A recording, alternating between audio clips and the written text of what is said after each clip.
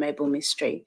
And let me tell you, we've got a treat in store because joining us is none other than the man himself, my best friend of 20 years, Dr. Sam Khalaf. Tonight, I'm joined by Sam Khalaf, the author of The Grand Mabel Mystery, to discuss his debut book, The Journey and the Challenges. Sam, born and bred in the vibrant streets of Tripoli, Lebanon, he's your friendly pharmacist by day, and by night he transforms into a visionary artist and wordsmith.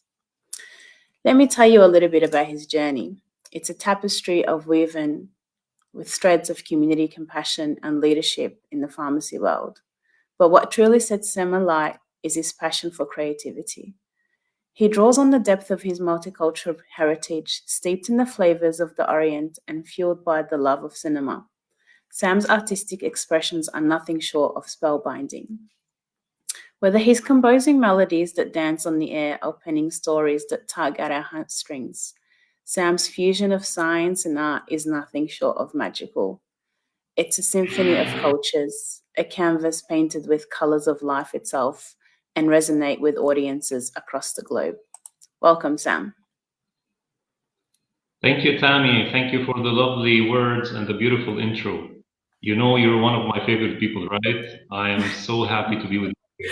Thank you so much for waking up. No, it's a privilege to actually see this book come to life. Thank you. So let's get started. First, I really want to congratulate you on the release of your new book. I know it's been, years in the making. So can you share with us and the audience a little bit about the book and what actually inspired you to write it? Sure. Now, as you may correctly assume from the name, The Grand Maple Mystery, it's a murder mystery, and it's set in Victorian London, 1860 London. I have always been inspired by this era of London, and the primary inspirational figure behind this book is none other than Agatha Christie. I have always been a fan of Agatha Christie ever since I was young.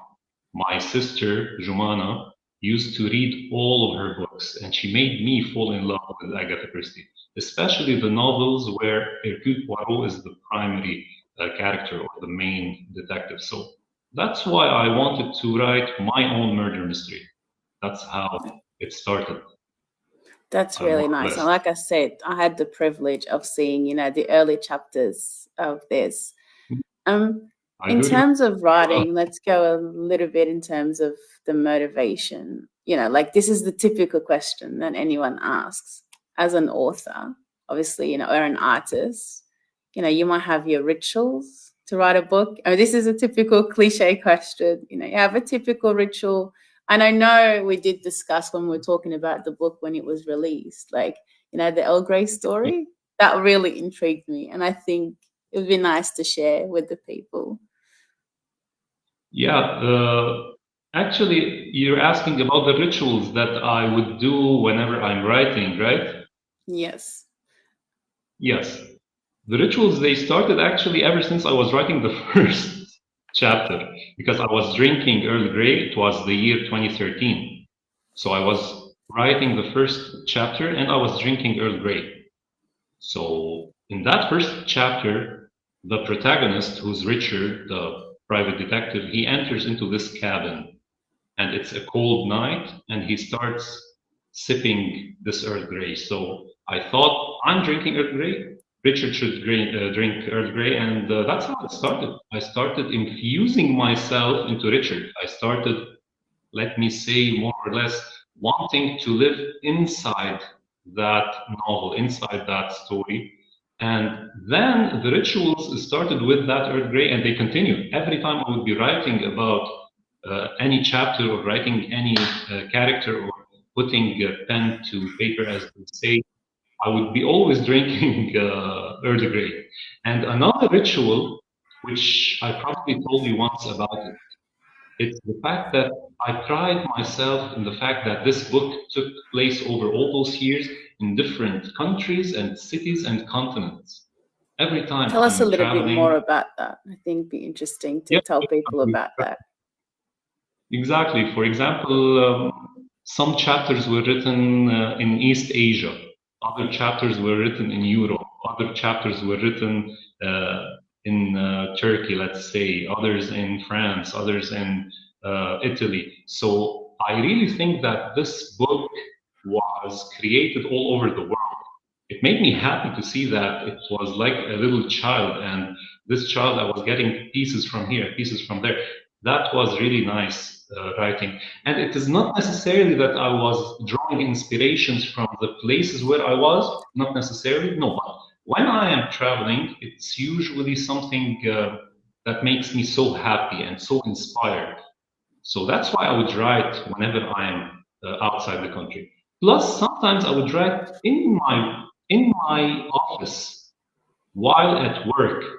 Sometimes when there is, let me say, uh, not so much work during the day or in the afternoon or during lunch breaks, I would also feel inspired to work on this book. So that was also a very interesting thing that I was writing outside the country and in my And it home, sort of outside the became country, a and part of your life, like writing, it it became part of your life. Yeah. And I think I became. could tell when I was reading the book, I could sort of see, like, knowing you for 20 years. Okay, we're gonna seem really old now. But knowing you for 20 Yeah, years, I can see, like, I was able to see where the book, how it started and how it ended.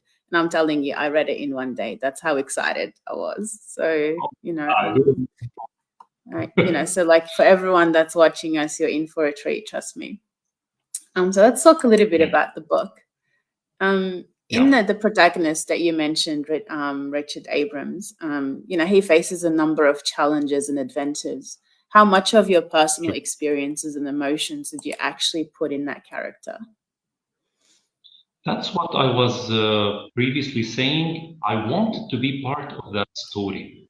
So without feeling, I just started to insert myself into that character. I wanted to be the main character in that story. Maybe that's how it happened. I started talking about how tall he is. I started Mm. to talk about how he loves music. I started to talk about how he loves the arts, how he loves animals, which are all things that are That's who you are. my Yes. thing. If Yeah, for anyone that I, knows you, that yeah. knows that you know who So you are. maybe, That's yeah, really maybe, interesting. I think and that's what ever makes it realistic as well. Like, that's what, maybe, for yeah, me, that's what I felt made it real. 100%. And like you said, everyone within my circle who read that book, they felt the similarities between me and Richard. It's not like I was on purpose trying to be the main character in the story. No, no, no, no. But I wanted to be part of this journey. I wanted to be in those streets of Victorian London, trying to unravel the mystery here and trying to solve all those crimes there. So that's how it was. It was such a fun journey.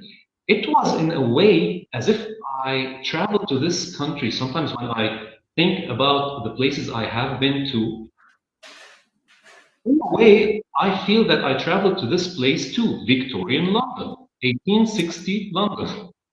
And I see it, like, I felt it.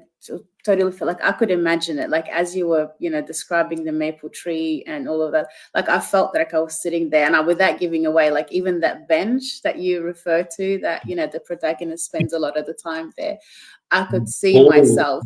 Yeah, I can feel yeah, myself actually back in that time as well. So yeah, I think amazing. that's, and that brings it the authenticity of the book, and actually you putting yourself out there with writing this book. And Hmm. like, you're a pharmacist by day and you're an artist by night, because for people that know you, you compose music and you play the piano, and also an author and a pharmacist. So that fusion of science and art, we see it in your work. So can you tell us a little bit how your background as a pharmacist would have influenced your writing style in this book, if it had Sure. any influence?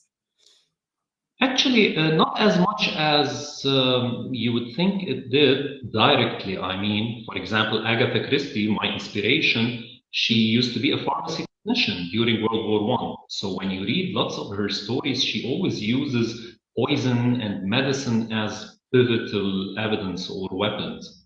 In my case, I wouldn't say that I used my profession as a pharmacist so much to infuse any pharmaceutical or medical terms, with the exception of one thing here or one thing there, or a medical condition that one of the characters had, which was liver cirrhosis. But this is funny. My work as a pharmacist makes me meet lots of people, lots of patients, lots of pharmaceutical sales reps. Now, some, not all, some patients, sometimes they tend to lie. They tend to lie when they are describing a certain medical issue, or while they are talking about their compliance, or when they are talking about other things. Also, pharmaceutical reps, some of them, again, not all of them, and all of them are my friends after all, but some of them, sometimes they also lie in order to try and take the deal to their benefit. So your work as a pharmacist all those years makes you become an instinctive detective. So Yeah. I know you're lying here, I know you're lying there. Yeah. This really happened. This really happened. I became a detective in real life, an instinctive detective. So it helps in a very, very, very beautiful way when you come and want to write a murder mystery. You start knowing how to build, you start to know how to build characters here and how to build characters there, different personalities, different characters, different characteristics. That was really fun because And I think there was. you did it really well, because as you're reading the book, you're thinking one thing, but then you've got all these twists in there. Like you almost feel, because you make the reader, because I think I mean, كما بيقولوا بالعربي شهادة مجروحة فيك as a friend, but still at the same time, as you're reading, it's like you think, oh my God, I solved this murder mystery. But then as you go on to the next chapter, okay, something new is happening. And I think maybe, that work would have probably influenced to be able to, because you've met so many different people in your life, it's, shaped that experience to be able to intertwine that mystery experience. Definitely. Yeah. And I think, like, when we talk about, you have a multicultural heritage in your family and you have a, strong passion for cinema, have to say, people, if you ever want any recommendation for any movies, Sam is the man for it. Go. Do you sorry? I cut you off. I recommend. Yeah. Do you have any specific cultural elements or any cinema experience or influence that made your way, like, that shaped the way that you made into your story, that you brought into your story? Because, like, you talked in your, like being as a pharmacist, being and sort of starting off as a sales representative in the pharmaceutical industry, meeting new people, you were able to pick who's lying and who's not. But from your artistic experience and say your love for cinema, did that influence anyway your style of writing? Was it infused in, the style of the way you wrote? Definitely. I will tell you something. Whoever reads my book will see that there is lots of dialogue. There is lots of narrative, but there's also lots of dialogue. This stems from my love for cinema, from my love for scripts written by great screenwriters like Woody Allen, like Bill Wilder, Stanley Kubrick. So I'm infatuated with dialogue. So you did realize that there's lots of dialogues between people, not just narratives. At the same time, people who love cinema will know what I'm talking about right now. I was paying homage almost in every chapter to something related to movies. For example, there's the Schubert music, which Richard plays on the piano once in the beginning of the story, and I won't give it away once in the end. It's not a spoiler. But this music piece by Schubert, it was used in Stanley Kubrick's film Barry Lyndon, which is one of my favorite films. I thought about paying homage. There's also a dream sequence in this novel, which was also paying homage or tribute to one of my favorite TV shows, Lost. There was also some homage paid to Wes Anderson and his love for everything which is symmetrical and linear and things like that. So yes, anyone who is into cinema will look at this book and will say, whoever wrote this book is infatuated with cinema. In addition to the fact that cinema makes you create as much characters as you want. Yeah. And you were saying a few moments ago that I used to compose music. That's right. I love all kinds of arts. I love music, cinema, theater, painting. But what I saw was cumulative of all these was writing, because with writing I was able to create my own world, my own universe, my own characters. That's why I think cinema played a major role in how I write. It's really interesting to see. And it sort of like feels as if writing like liberates you as well, because you're not restricted, to, Yes. like your mind can just go, for, like can just go into imagination. Like when you think of a movie, like you're restricted to time, you're restricted to budget, like all of these things. When it comes to writing, you can just, like just your imagination is limitless, and you can just have as Yes. many characters, have it's just, it's just really interesting to see how your life experiences have actually shaped this book over time. We go Definitely. back to the book itself and sort of, the protagonist, Richard Abram. And I know you were Mhm. mentioning to me that he's someone that I could relate to, and that's definitely was the case.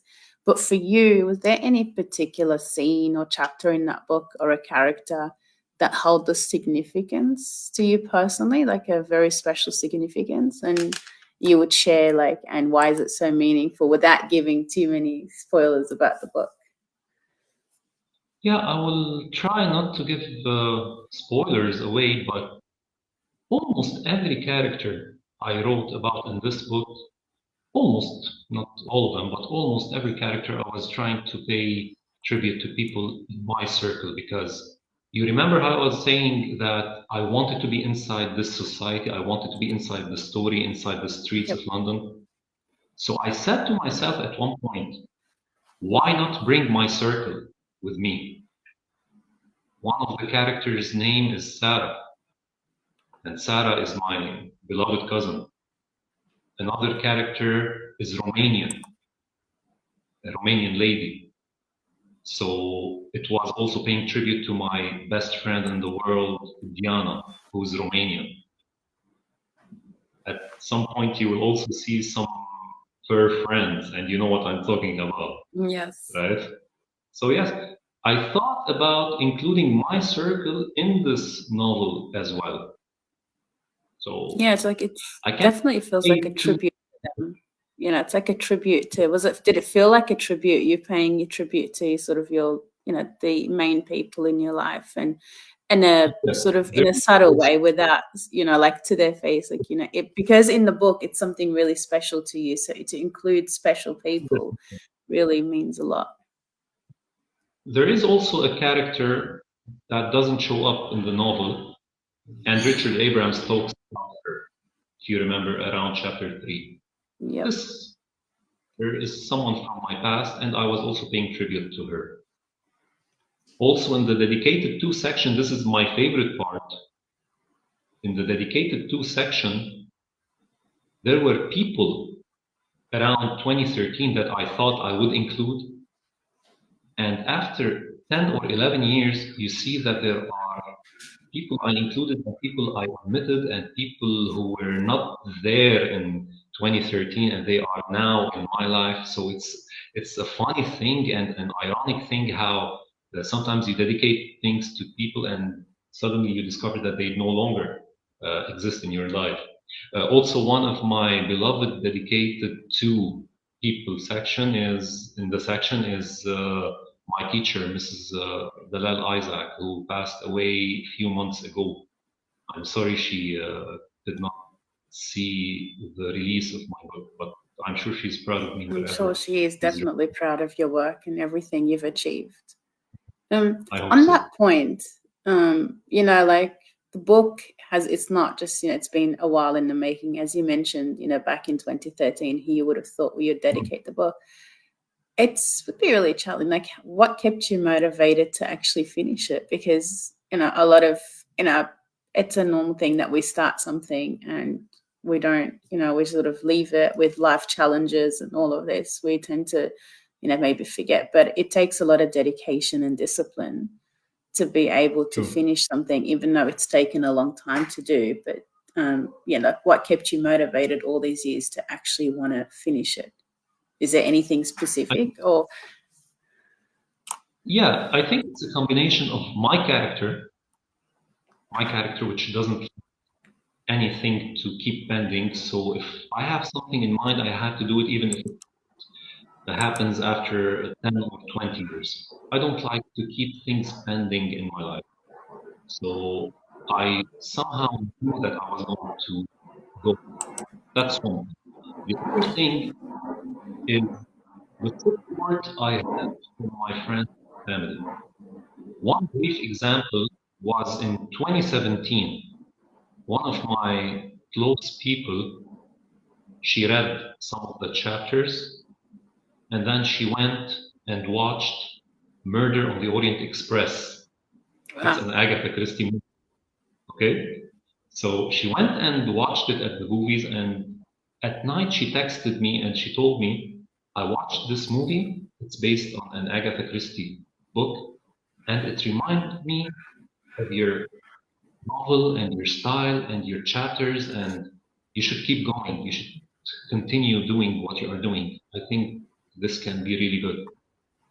This is a brief example of how sometimes support from those around you and close to you can make you want to keep going. For example, when you read the first few chapters, you were also very impressed, and I took that in a very, very humble way. I was honored. So I think this support is really necessary for people to keep going, in addition to the fact that my character loves to keep going. Yeah. And I think knowing that you're inspiring others by inspiring your friend to go and watch an Agatha Christie, maybe like with Agatha Christie, you really have to be into murder mystery to be able to want to read an Agatha Christie book or watch a movie. So I think that inspiration, is really great. Like we all need in our lives, and it could be something very subtle, but means a lot. And then you wrote a book in English. So the book you wrote is in English, whereas like you're Lebanese, your first language is Arabic. And probably people might wonder is that why wouldn't you write in Arabic, for example? Why did you choose to write in English? Well, I have been asked this question by some relatives when they knew I was writing a book. They were French educated, and they told me, "Oh, you're not writing in English, but why are you not writing in Arabic?" So I really did not have an answer at that time. But later, I was asked several other times by several other people, and I started wondering, really, why am I writing this book in English? And I came to the conclusion that the answer is probably divided into two parts. The first part, it has to do with the language itself, and the second part, it has to do with me, Sam. The first part, the language, I think for a book to reach a wide audience, it has to be written in a universal language today. And English is the universal language today. So if I want to reach a very wide audience, I have to write in English. And I pride myself that I write good English because I'm an evangelical school student where English used to be our main language. Now that's the first part. The second part has to do with me. Me as Sam, or I as Sam, I do not confine myself to one nationality or one language or one culture or one country or one city. No. I think that I'm a citizen of the world. When we were talking about my multicultural heritage, that's how I see myself. I see myself as citizen of the world. So I believe that all languages of the world are mine. All cultures of the world are mine. All countries of the world are mine. All traditions are mine. I'm free to choose whatever language I want to study or excel at or write. And who knows? Arabic may be the language which I will write some books in the future, because I also love Arabic language. Make no mistake. I love Yeah, Arabic language, Arabic poetry. You know this. You know this of as my course. friend. Of So course. Yeah, I think just thought, to clarify to people because, people might actually question. And if we go back to the book a little bit, it's been, a number of years in the making. Can we talk about mm, some challenges that you would have faced and how you overcame them? And, I think we it's did touch a little bit about the rituals at the start that you do, but, like, is there any challenge that someone has an emerging author, it's your first experience, like that you could share that, other people who would be inspired by you that would that would take as inspiration? yeah. Now, as you know, the book takes place in 1860 in Yes. London. Hmm. So it was such a funny thing. Let me tell you something. The first draft ended around 2017. But that was the easy part, not easy part, because I had to make all these characters and plots and blah blah blah. But the real hard part was the editing. Yes. And my gosh, it was such a mess because I hired several editors and it took several editors to make the book. Finally, we ended up editing the book in a different way. And so, but for example, do you know that at one point I regretted that the book was taking place or the events were taking place in 1860 because it needed so much research? One brief example is somewhere in such a way that I would be saying the characters traveled tens and hundreds of kilometers. My sister, she once asked me, "Are you sure the metric system was used in UK in 1860?" We went and looked at it. No, it was not used. It was introduced, I think, in the 1920s. So Yep. I have to solve that and eliminate anything that has to do with the metric system with meters or kilometers or centimeters or a weapon that is 10 centimeters. We had to clean that. Also, one of the main characters, he was a dentist. For no reason, we started seeing that were there dentists in UK in 1860? We discovered that no, in 1860, physicians used to, let me say, cure your dental ailments. It was not, Yeah. there Not an was actual nothing, dentist. And yeah, I'll there tell was you no, something.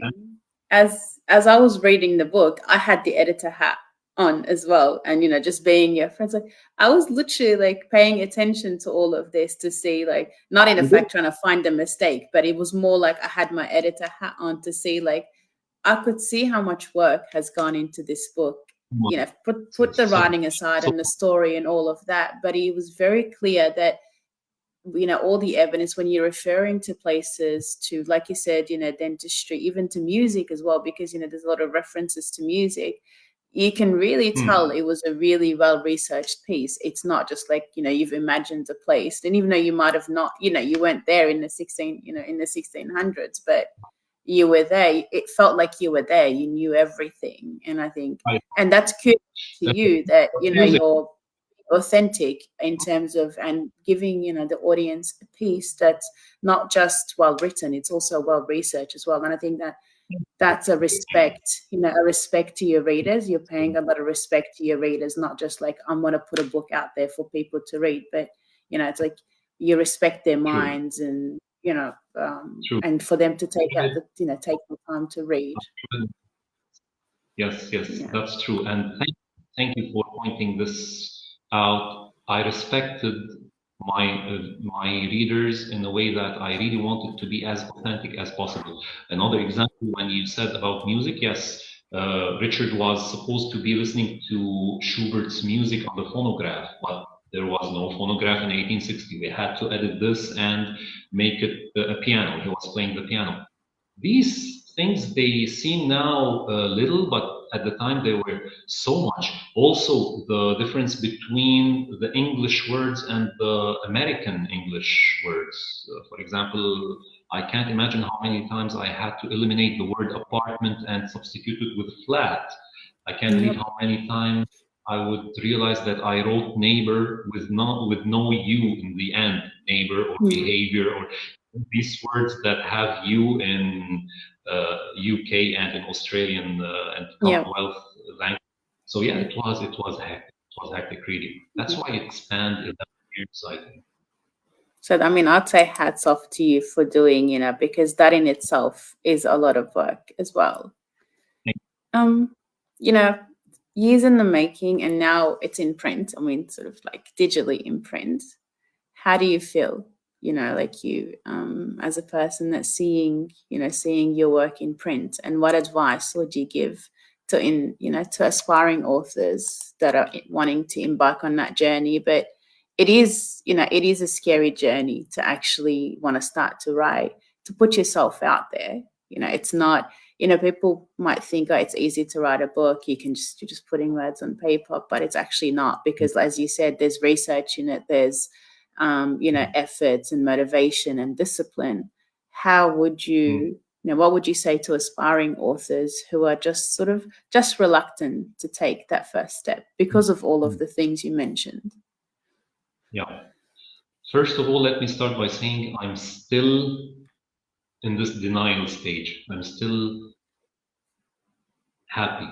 I'm still too emotional that my book is finally out in the world. I remember the night when we published it online, because it's still an ebook. So when we published it and it was finally out in the world, I really got so emotional. And with me, there was another person who's very dear to my heart, and they are also a writer, so they know what I was talking about, or they knew what I was talking about, because they had the same emotions when their book got published. So it's as if you are having a child, as if you are conceiving a child. I think that's how it is, that you are having part of you giving it to the world. That's how it felt. As for my advice for aspiring writers, I still consider myself aspired, right? Still an aspiring writer. It's still my first book, but what I can tell them is that they should start. If they want to write, just start. Just start. Just put ink to paper about anything. Anything, even if you think it's horrible, just start writing. Start writing, and the thoughts will come to your mind. Because if you are an aspiring writer, if you want to be a writer, if you have the passion to be a writer, it means you have this passion for a reason. You do have it for a reason. It means that you love creating characters, you love creating stories, you love creating incidents. You just start.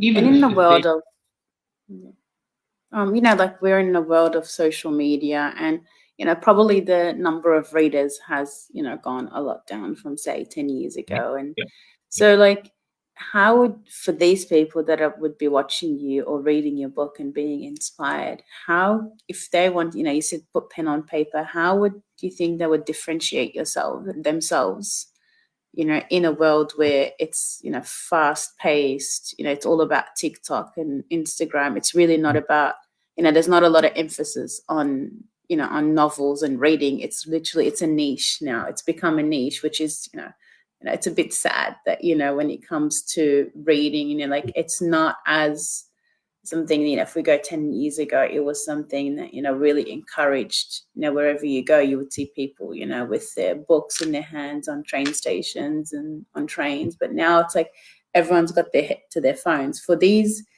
inspired, authors that want to start writing, how do you think they could differentiate themselves and make, have their footprint within, the writing industry?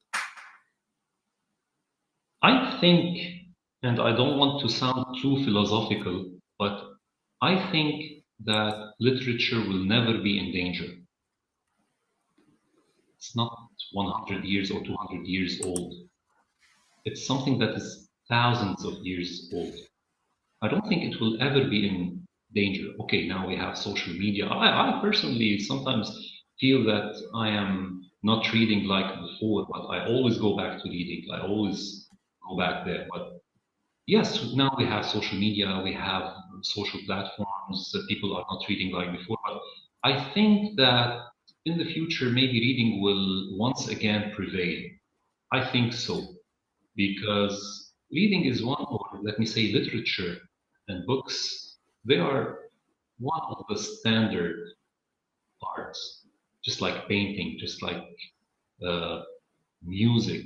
They are some of the standard, these, they are standard arts. They never change, never change. They're a constant in our lives. That with social media and videos, they're short, they're momentary, but when you actually read a book, you travel to different cultures, different worlds, different universes, really. Yeah, So even on yeah, social media. Sometimes we can read things on social media. We can of read course. books. We can make advertisements for our books. Make no mistake, this interview here, Yeah. it is Yep. also to talk about books, to talk about literature. Sometimes social media can be beneficial, right? But Of course. Yeah. I don't think literature is ever going to be in danger. It's just about some people, they prefer not to read, other people, they prefer to read. I think in the past, there were also people who read and people who did not read. The only difference is that we find it today documented. We find it documented because on social media we see lots of people, and those people, they make these videos and they make these trendy things.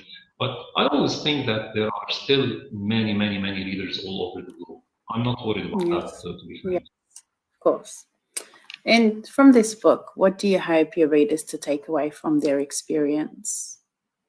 Like as they're reading the book, is there a specific message that you want them? Of course, enjoy a murder mystery, that's for sure. But is there, like, by end of the book, is there a specific experience that you have in mind that you would hope that The they take out thing, of it? yeah, thing is, there are some subliminal plots towards the end that talk about great causes, but I shouldn't probably be talking about Yeah. them Yeah. because they You're would probably be. giving away. Yeah, giving away a bit. Yeah. And I what's think next? I think something about love. There's something about love for animals. Also, there's something about integrity. There's something about the ongoing debate between religious and atheist people. There is also there's also the theme of let me say the theme of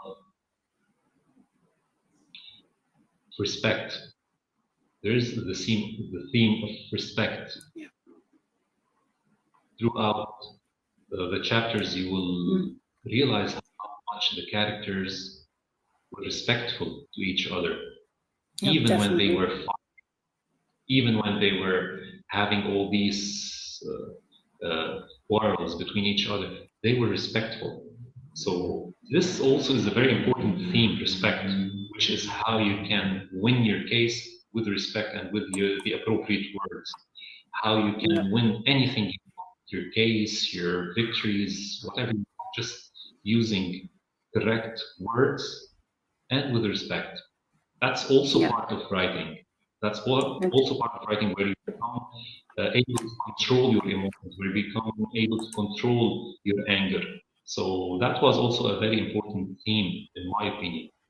Yeah, I think there's a lot Also, of lessons out of this book as well. Like it's not just a murder mystery. A lot of life lessons that gets us thinking, as you said. All of these themes gets us thinking about the greater good. also because I myself matured throughout those 11 years. In Yep. the first 4 years, I did not see lots of respect between the characters.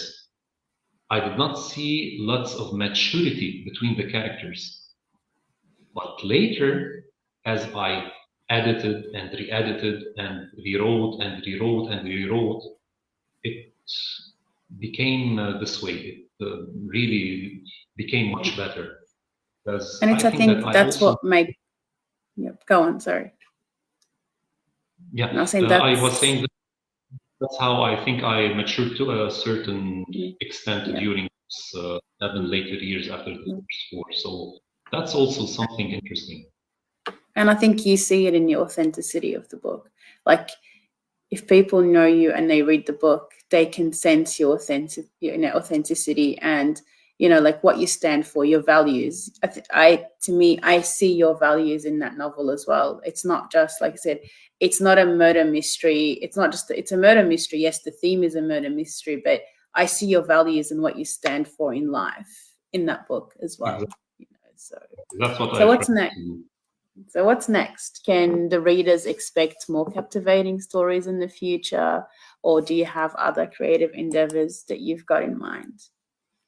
Now, I think in the near future, I should make some few hard copy signings here in Lebanon because I still did not publish it as a hard copy book. It's still an ebook.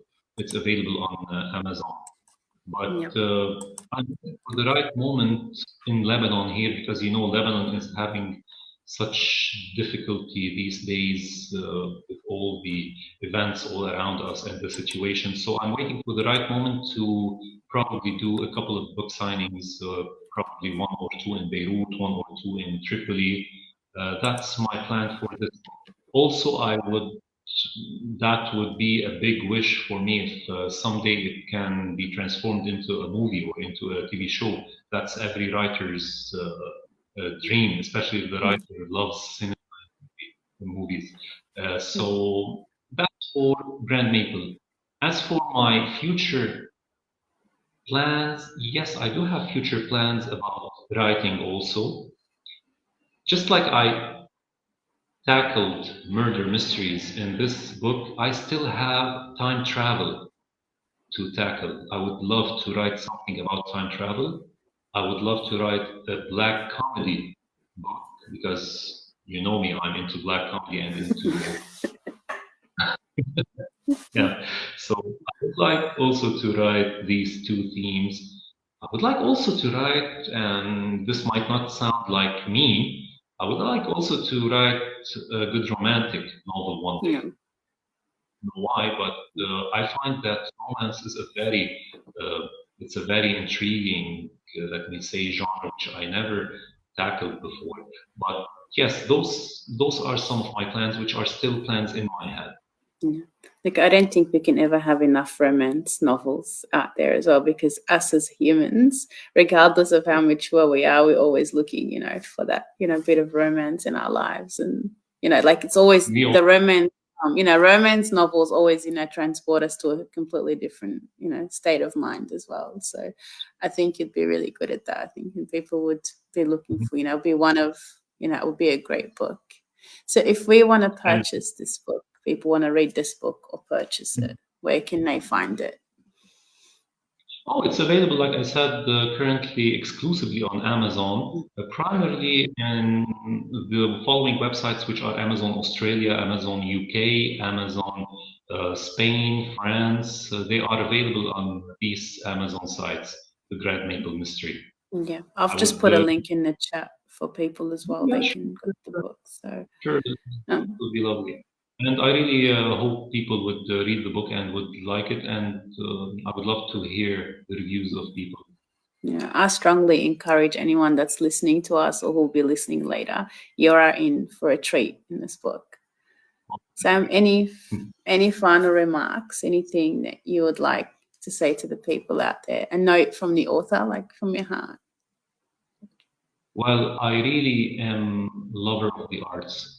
I really wish that people would dedicate some time to their to the arts, some of their time to the arts, because, for example, as a pharmacist, being a pharmacist, it's such a tough profession, and I'm sure everyone who works out there, or almost everyone who works out there, they struggle. They struggle with everyday problems, everyday situations.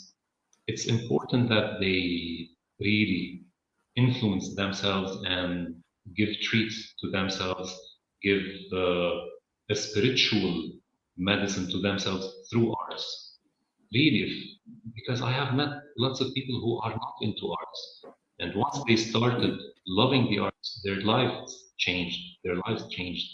Some people were not into painting, they started painting. Some people were not into music, they started listening to music and even buying musical instruments. These are people in my circle, seriously. So my advice to people out there, if you don't like arts, just start doing so. Start at some point. Just read, or just listen to music, just watch movies, just go and to exhibitions and try to paint anything. Arts are essential in our lives. Yeah, So it's that's my. liberating. I think that's the word. It's art is liberating. Definitely. It does liberate your soul from the confines of everyday problem, Look, everyday's trouble. yeah. Look, it's been an honor to actually talk to you about the book, get the people to know a little bit about the Maple mystery, get to know you, get the person who is behind, writing this book. And I wish you all the best. And then Thank anyone you. listening to us, go and read that book. Don't hesitate and tell me, trust me, you'll be captivated. You'd want to finish it in one day. So thank you, Thank you, Fam. Sam. Wish you all the It was best in the future. it was a privilege. I would have never imagined 19 years or 20 years ago when we became friends, I would have never imagined that one day you and I will be having this mature conversations. I We're know. young and I stuff know, like I know, but that. it's nice. It's actually nice, and that's like it's that growth, seeing each other mature and grow in our lives. I think, that's the beauty True. of having these long-term relationships that from when we were kids until now with. You'll always be one of my favorite people, and thank you so much for waiting that No, early no, morning. it's an My sake. anything. It's an honor for me. But thank you everyone for joining us, and everyone have a Thank good you. night. And if anyone's here from Australia, good morning. Good morning.